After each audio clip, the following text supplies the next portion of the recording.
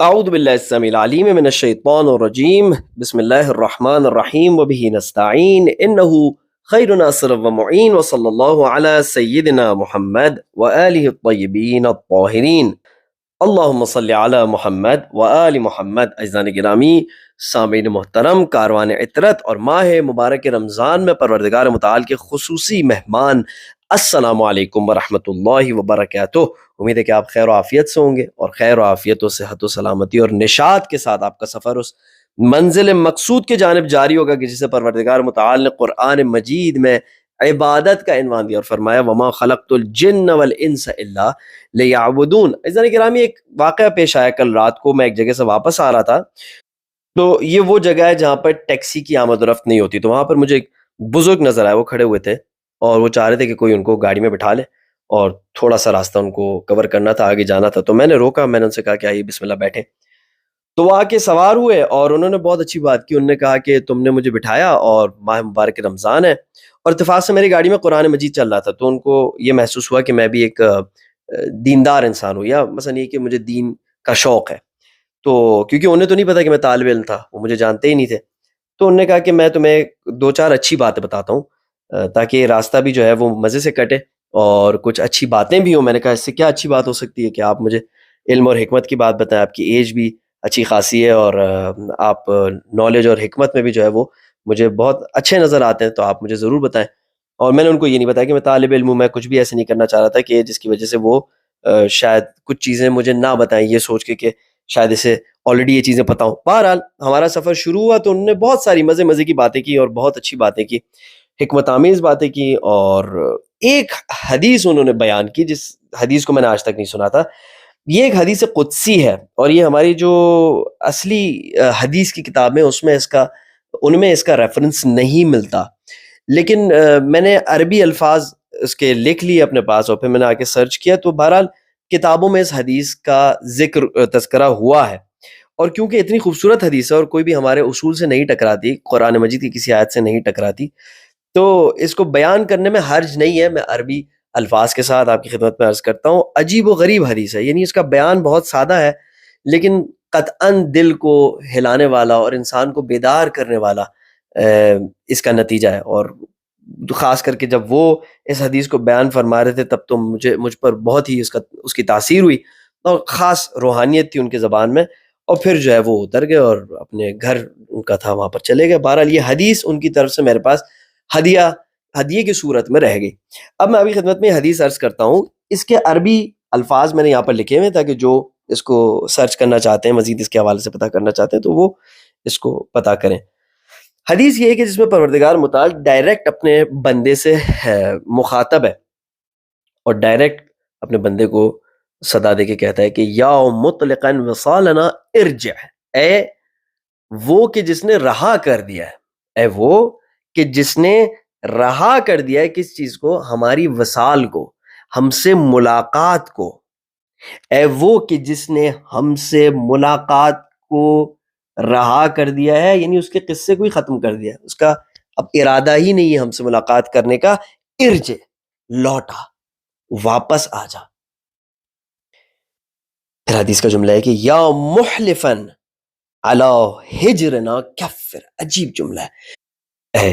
وہ کہ جس نے قسم کھائی ہوئی ہے اس بات کی کہ وہ اب ہم سے ہجرت کر چکا ہے۔ یا محلفن، حلف کہتے ہیں قسم کو، ہجرنا ہجرت کر جانا، دور ہو جانا، اے وہ کہ جس نے ہم سے منہ موڑ لینے کی اور ہماری طرف توجہ نہ کرنے کی قسم کھائی ہوئی ہے، کفر، اپنی قسم کو توڑ اور اس کا کفارہ ادا کر۔ اس میں کوئی حرج نہیں، دیکھیں قسم کو بہت سمجھنے والی بات ہے، یعنی قسم کو توڑنا، وہ بھی پروردگار متعال ایسی بات کرے تو وہ ایک لطافت ہے اس جملے میں کہ تو نے اگر قسم بھی کھا لی ہے، تیری ظاہر سے، تیرے کاموں سے، جس طریقے سے تو ہم سے دور ہے، اس سے تو یہ نظر آتا ہے کہ تو نے گویا قسم کھا لی ہے کہ ہم سے اب تو نے ملاقات نہیں کرنی ہے، تو توڑ دے اس قسم کو، اگرچہ کہ تجھے اس کا کفارہ ادا کرنا پڑے تو کفارہ ادا کر اور واپس آ جا۔ اب اگلا جملہ سنیے گا، ایک کے بعد ایک جملہ اس کا عظیم ہے۔ انما ابعدنا ابلیس لانہ لم یسجد لک، اس میں کوئی شک نہیں کہ ہم نے ابلیس کو اپنے آپ سے دور کر دیا، ہم نے ابلیس کو اپنے در سے نکال دیا۔ کس وجہ سے؟ اس لیے کہ ابلیس نے تجھے سجدہ نہیں کیا، لأنه لم يسجد لك، کیونکہ اس نے تجھے سجدہ نہیں کیا، اسی لیے ہم نے اسے اپنے در سے باہر نکال دیا، اسی لیے ہم نے اسے جنت سے باہر نکال دیا۔ فواہ عجبا، اب عجیب بات ہے، کیا دیکھنے میں آ رہا ہے، کتنی عجیب بات ہے، کیف صالحتہ وہجرتنا، یہ کیسے ہو گیا کہ تو نے اس کے ساتھ تو دوستی بنا لی، اس کے ساتھ تو ہم نشین اور ہم صحبت ہو گیا، لیکن تو نے ہم سے ہی ہجرت کر لی اور ہم سے تو روگرداں ہو گیا۔ عجیب و غریب حدیث ہے عزیزان گرامی۔ ماہ مبارک کے رمضان میں اس حدیث پر توجہ کرنا ضروری ہے، اس کے مضمون پر توجہ کرنا، اور تمام ایسے مضامین کے جن کے باعث ہمیں یہ احساس ہوتا ہے کہ وما خلقت الجن والانس الا لیعبدون، میں نے خلق نہیں کیا جن اور انس کو سوائے اس کے کہ میری عبادت کریں، اور اس کے بعد 1,24,000 قربانی دینے والے، زحمت اٹھانے والے انبیاء بھیجے، اور اس کے بعد اہل بیت علیہم السلام کی ارواح مطہرہ کو بھیجا جنہوں نے ان سے بھی زیادہ قربانیاں دی۔ یہ سب اس لیے تاکہ یہ وما خلقت الجن والانس الا لیعبدون کا راستہ ہمارے لیے ہموار ہو اور فیسیلیٹیٹ ہو، اور ایسا نہ ہو کہ ہم اسی راستے سے دور ہوں۔ عزیزان گرامی، کل ہم نے آپ کی خدمت میں عرض کیا کہ دعا کا یہ حصہ وہ حصہ ہے کہ جس میں امام علیہ السلام، آپ یہ سمجھیں کہ 2 عروج کے بیچ میں دعا کے کچھ باقاعدہ دعائی الفاظ پروردگار متعال کے بارگاہ میں بیان فرما رہے ہیں، جو کہ بہترین دعائیں ہیں کہ ہم اگر کبھی شب قدر میں، کبھی نماز کے بعد، دوسرے وقت پہ اگر ہمیں یہ نہیں سمجھ میں آئے کہ ہم کیا دعائیں پروردگار متعال کے بارگاہ میں پیش کریں، تو یہ دعائیں بہترین ہیں پروردگار متعال کے بارگاہ میں پیش کرنے کے لیے، اور اس میں آپ توبہ اور اقرار کا عنصر نہیں ہے اور دوسرے عناصر نہیں ہیں، محبت والی باتوں کے کا عنصر نہیں ہے، بلکہ یہ خالص دعائیں ہیں جو پروردگار متعال کے بارگاہ میں پیش کی جا رہی ہیں، اور اس کے بعد دوبارہ سے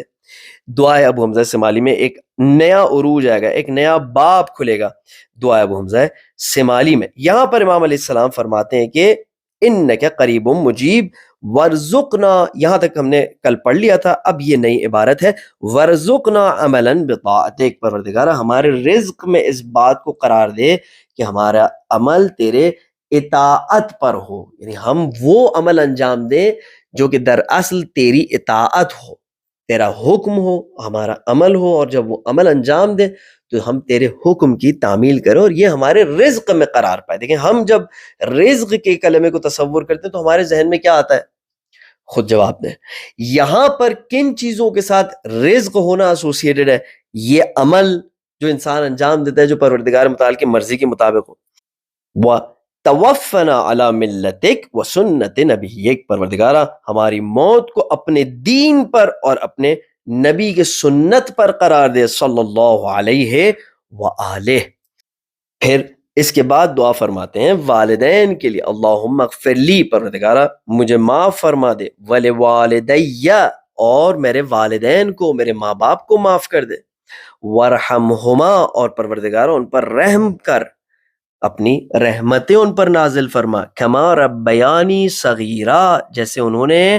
بچپن میں میری پرورش کی، اجزہما بالاحسان احسانا، پروردگارہ جو کچھ انہوں نے اچھا کیا تو اس کے بدلے میں ان کے ساتھ تو اچھا کر، تو احسان سے پیش آ، وبالسیئات غفرانا، اور جو کچھ انہوں نے اگر کمی چھوڑی، برائی کی حق میں کوئی ظلم بھی اگر کر دیا تو پروردگارہ تو اس کے مقابلے میں مغفرت سے کام لینا۔ اب عزیزان گرامی، جو پروردگار متعال کے بارگاہ میں پروردگار متعال کی ذات سے طلب کر رہا ہے کہ میرے ماں باپ کی غلطیوں کو معاف کر دے، وہ خود اس دنیا میں اگر اپنے ماں باپ کی غلطیوں کو معاف نہ کرے، اگر اپنے ماں باپ کے ساتھ رحمت سے پیش نہ آئے، لیکن یہاں پر یہ ہم عرض کر رہے ہیں پروردگار متعال کے بارگاہ میں کہ ان کی غلطیوں کو تو معاف کر دے، یعنی ہو سکتا ہے بچپن میں ماں باپ نے مجھ پر کچھ زیادتی بھی کر دی ہو، کچھ کمیاں بھی چھوڑی ہو میری تربیت میں، لیکن اب جب میں اس قابل ہو گیا ہوں کہ بندگی کے راستوں پر ایسے کلمات کو پڑھوں کہ جو کلمات تیرے بہترین بندے کے مجھ کو ہدیہ کیے ہوئے ہیں، تو اب میں اس لیول پر آ چکا ہوں. یعنی ماں باپ کے تربیت میں اتنی تو تاثیر تھی نا کہ میں یہاں تک پہنچ جاؤں. تو پس پروردگارا اجزہما بالاحسان احسانا وبالسیئات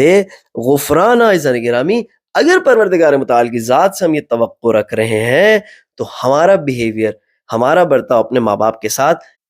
کیسا ہونا چاہیے، کس شفقت اور محبت کے ساتھ ہونا چاہیے. اور یہ بھی بات واضح ہے کہ ضروری نہیں ہے کہ ماں باپ ہمیشہ احسان ہی احسان کرتے ہوں، یہ کہانیوں والی باتیں ہوتی ہیں. نہیں، حقیقت یہ ہوتی ہے پریکٹیکل زندگی میں کبھی کبھار ماں باپ کی طرف سے سیئات بھی ہوتے ہیں. اب ہم اس کے لیے مغفرت مانگتے ہیں پروردگار متعال سے، تو سب سے پہلے چاہیے کہ ہم معاف کریں اور جتنا ہو سکتا ہے صبر و تحمل سے کام لیں. شیطان کبھی بھی نہیں چاہے گا کہ ہم صبر و تحمل اختیار کریں، اور جتنا ہم شیطانی روش پر آگے جائیں گے، جتنا ان کلمات سے ہم اپنے آپ کو دور رکھیں گے. دیکھیں وہ تعویذ جسے کہتے ہیں نا، کہ تعویذ کوئی کہتے ہیں کہ اگر گلے میں لٹکا دو تو شیطان دور رہتا ہے، جنات دور رہتے ہیں. یہ آپ کے ذہنوں کی تعویذ ہے. اگر یہ مفاہیم ہمارے ذہنوں میں بس جائیں، اس دعا کے مفاہیم اگر ہمارے ذہنوں میں اپنی جگہ بنا لیں، تو پھر یہ ہمارے ذہنوں کی حفاظت کرتے ہیں ایک تعویذ کی طرح شیطانی خیالات سے. پھر ہمارے صبر کا پیمانہ بھی بلند ہو جاتا ہے، اس میں وسعت آتی ہے، ہمارے کاموں میں بھی خدائی رنگ آتا ہے،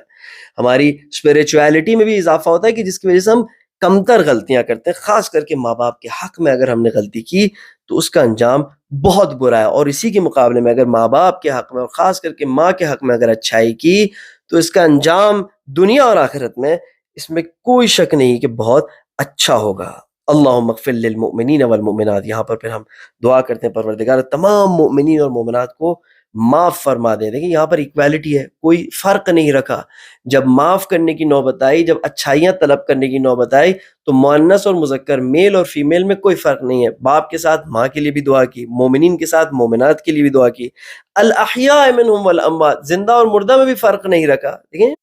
ان اکرمکم عند اللہ اتقاکم، تم میں سے سب سے کریم تر پروردگار متعال کے نزدیک وہ ہے، سب سے پسندیدہ پروردگار متعال کے نزدیک وہ ہے جو تقوی اختیار کرے. اب یہاں پر آپ دیکھیں کہ جب رسپانسبلٹیز کی بات ہوتی ہے، یہاں پر میں ایک بہت اہم بات کرنے جا رہا ہوں، آپ کی خدمت میں عرض کر رہا ہوں کہ جو رسپانسبلٹی جہاں پر دیکھنی ہوتی ہے کون کس کام کو انجام دے سکتا ہے، وہاں پر فرق ضرور آتا ہے. لیکن اگر ہماری ایک خدائی نظر ہو، اگر واقعاً ہمارا قیامت پہ بھروسہ ہو، اگر ہم بلیو کرتے ہوں ڈے آف ججمنٹ پر، تو ہم یہ دیکھتے ہیں کہ جو جن چیزوں کی وجہ سے وہاں پر اثر آتا ہے، وہ اس میں کوئی فرق نہیں ہے مرد اور عورت میں. اگر فرق ہے تو دنیا کے ایک مختصر عرصے میں. اور ایک میں آپ کو واضح اب بات بتا دوں، اب جو بھی آپ کو یہ ویسٹ کی انٹروڈیوس کی ہوئی ہیومن رائٹس اور وومن رائٹس اور جینڈر فلوئڈٹی اور اینیمل رائٹس اور یہ تمام جو زہریلے خیالات، باطل خیالات ہیں، اگر کوئی بھی آپ کو اور آپ کے اسلامی اقدار کو ان سے چیلنج کرتا ہے، آپ صرف ایک جواب دیں اسے، آپ کہیں غزہ. اگر تم اینیمل رائٹس کے ایکٹیوسٹ ہو تو وہاں پر جانوروں کے پاس تک کھانا نہیں. اگر تم بچوں کے رائٹس کے ایکٹیوسٹ ہو تو وہاں پر بچوں کا وہ حال ہے جو دنیا میں آج تک کہیں پر بچوں کا نہیں ہوا، اور ہم دیکھ رہے ہیں لائیو سوشل میڈیا پر. اگر تم عورتوں کے رائٹس کے علم بردار ہو تو وہاں پر جو عورتوں کے ساتھ ہوا وہ کسی کے ساتھ نہیں ہوا. اور یہ کیا ہی انہی لوگوں نے جنہوں نے پہلے اس قسم کے افکار کو ہمارے معاشرے میں نشر کیا، اس سے ہماری غیرتوں کو مارا، ہمارے میں سے اچھے خاصے لوگوں کی غیرت ختم ہو گئی، تمام شجاعت ختم ہو گئی. نہ جہاد کے وہ قائل رہے، نہ کسی اور چیز کے وہ قائل رہے. اور اس کے بعد انہوں نے ہماری ماں اور بہنوں کو، ہمارے بھائیوں کو، ہمارے بچوں کو اس طرح لائیو سوشل میڈیا پر قتل کرتے ہوئے دکھایا، اور اب بھی ہم کچھ نہیں کر پا رہے. تو لہٰذا کسی کو اب یہ افکار کے ذریعے ان سے کہیں کہ آپ کے یہ افکار کہاں تھے جب ویسٹ اس قسم کی بربریت اور ظلم غزہ پہ کر رہا ہے، تو آپ کے تمام افکار اور عقائد کہاں چلے گئے؟ آپ ہمیں ہرگز چیلنج کرنے کے قابل نہیں ہیں، کیونکہ ان افکار اور عقائد کے پیچھے ایک تو آپ اپنا کریہ اور پلید چہرہ چھپاتے ہیں، اور دوسرا ان کے ذریعے آپ ہماری نسلوں کی غیرتوں کو ان سے چھین لیتے ہیں. عزیزان گرامی، لہٰذا ہم دیکھتے ہیں کہ ہمارے یہاں پر اگر مرد اور عورت میں فرق نظر آتا ہے تو وہ اس جگہ پر فرق نظر آتا ہے جہاں پر کسی رسپانسبلٹی کی بات ہو رہی ہو. مثال کے طور پر اگر میرا قد چھوٹا ہے تو مجھے باسکٹ بال کی ٹیم میں نہیں لیا جائے گا،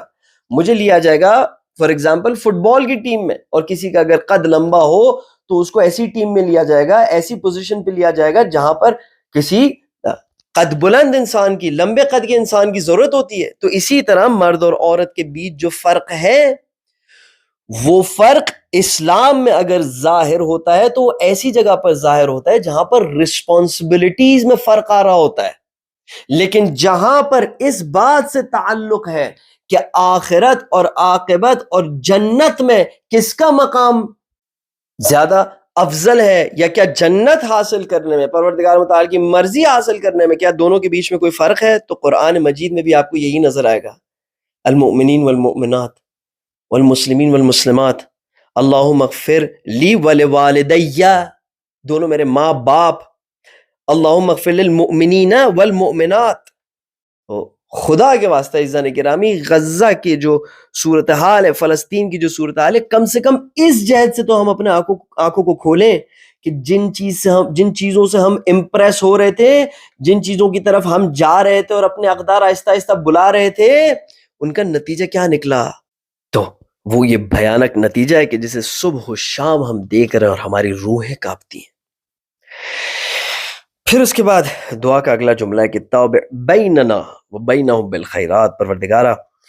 ہمارے بیچ اور جو ہم سے بچھڑ چکے ہیں ان کے بیچ بھلائیوں کا اور نیکیوں کا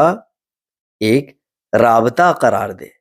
یعنی بھلائیوں اور نیکیوں کے ذریعے ہم ان کے ساتھ رابطہ برقرار کریں. اس کا کیا مطلب؟ یعنی ہم اپنے نیک کاموں میں ان کو بھی یاد رکھیں اور ان کے لیے بھی ایک حصہ قرار دیں. پروردگارہ ہمارے بیچ بیننا و بینہم, اور ان کے بیچ تابع ایک رشتہ قرار دے, ایک کنیکشن قرار دے, اور وہ کنیکشن خیرات کا ہو. اللہم اغفر لحینا و میتنا و شاہدنا و غائبنا. پھر ایک دوسرے انداز میں ہم دعا کرتے ہیں کہ پروردگارہ معاف فرما دے ہمارے زندوں کو, ہمارے مردوں کو, جو حاضر ہیں جو غائب ہیں, ان سب کو تو معاف کر دے. پروردگارہ حتیٰ اگر انہوں نے ہمارے ساتھ کوئی زیادتی کی ہے, ہمارے حق میں کوئی ظلم کیا ہے, پروردگارہ وہ اس ظلم سے بڑا نہیں ہے جو ہم اپنے حق میں کرتے ہیں, اور وہ نافرمانی اور زیادتی سے بڑھ کے نہیں ہے جو ہم تیرے حق میں کرتے ہیں. پروردگارہ تو انہیں معاف فرما دے ہماری طرف سے, اور پھر تو اس معافی کے بدلے میں ہمیں بھی پروردگارہ معاف فرما دے. تو ہمارے گردنوں پر جو تیرا حق ہے اس سے بھی عفو درگزر فرما. ذکرنا و انسانا, دیکھیں ہمارے مردوں کو اور ہماری عورتوں کو بار بار تذکرہ فرماتے ہیں. صغیرنا و کبیرنا, پروردگارہ ہمارے بچوں کو معاف فرما دے, ہمارے بڑوں کو معاف فرما دے, یا جوانوں کو معاف فرما دے اور بوڑھوں کو معاف فرما دے. حرنا و مملوکنا, پروردگارہ جو آزاد ہیں اور جو غلام ہیں, پروردگارہ تو انہیں معاف فرما دے. کذب العادلون باللہ وضلوا ضلالا بعیدا وخسروا خسرانا مبینا, بے شک جنہوں نے اللہ سے روگردانی کی تو انہوں نے جھوٹ کے سوا اور کچھ نہیں کہا, اور بڑی گمراہی اور واضح اور روشن خسارے میں مبتلا ہو گئے. عزیزان گرامی, اسی کے ساتھ ہم اپنے اس مطالعاتی سیشن کا اختتام کرتے ہیں. اپنی دعاؤں میں یاد رکھیے گا, اپنا خیال رکھیے گا. سبحان ربک رب العزت عما یصفون وسلام علی المرسلین والحمد للہ رب العالمین. السلام علیکم ورحمۃ اللہ وبرکاتہ.